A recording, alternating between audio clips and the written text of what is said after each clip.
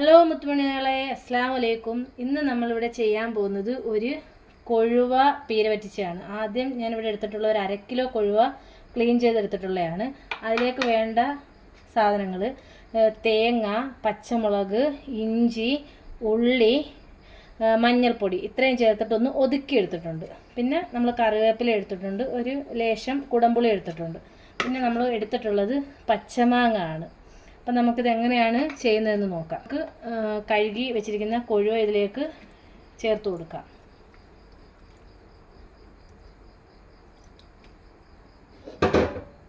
ഇതിലേക്ക് നമുക്ക് ഈ ഒതുക്കി വെച്ചിരിക്കുന്ന ഈ അരപ്പ് ഇതിലേക്ക് ചേർത്ത് കൊടുക്കാം.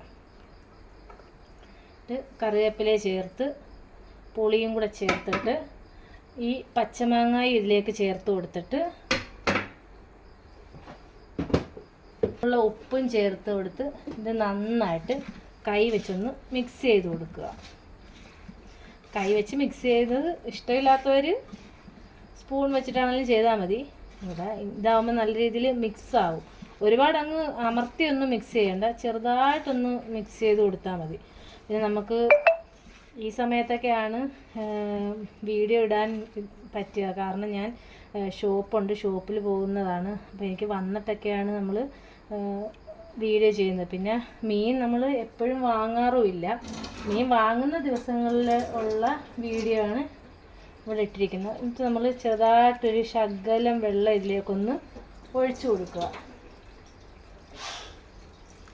എടുത്തിട്ട് നമുക്കിത് അടുപ്പത്ത് വെച്ചിട്ടൊന്ന് തീ കത്തിച്ചു കൊടുക്കാം. ഇത് അവിടെ ഇരുന്നൊന്ന് വെന്ത് വരുമ്പോഴേക്കും മുത്തുമണീസ് നമ്മുടെ കൊഴുവ പീര വറ്റിച്ചത് അങ്ങനെ ഇവിടെ റെഡി ആയിട്ടുണ്ട്. നമുക്കിനി ഇതിലേക്കൊരു ചെറിയൊരു പൊടിക്കൈ കൂടി ഇതിലേക്ക് കുറച്ച് ലേശം പച്ച വെളിച്ചെണ്ണ നമുക്കൊന്ന് ഇറ്റിച്ചു കൊടുക്കണം. എന്നിട്ട് നമുക്ക് ഇത് ഒരുപാടങ്ങ് ഇളക്കി ഇതാക്കരുത്, പൊടിയാൻ സാധ്യതയുണ്ട്. കൊഴുവ മീൻ പെട്ടെന്ന് പൊടിയുന്ന ഇതാണ്. ഈ പച്ച വെളിച്ചെണ്ണയും കൂടെ ഒക്കെ ഇതിനകത്തോട്ട് ഒന്ന് ആയി കഴിയുമ്പോഴത്തേക്ക് നമുക്ക് ഇതിൻ്റെ തീ ഒന്ന് ഓഫാക്കി കൊടുക്കാം. നമുക്കൊന്ന് ടേസ്റ്റ് ചെയ്ത് നോക്കാം. ഇങ്ങ് ഒന്ന് ടേസ്റ്റ് ചെയ്ത് നോക്കിക്കേ.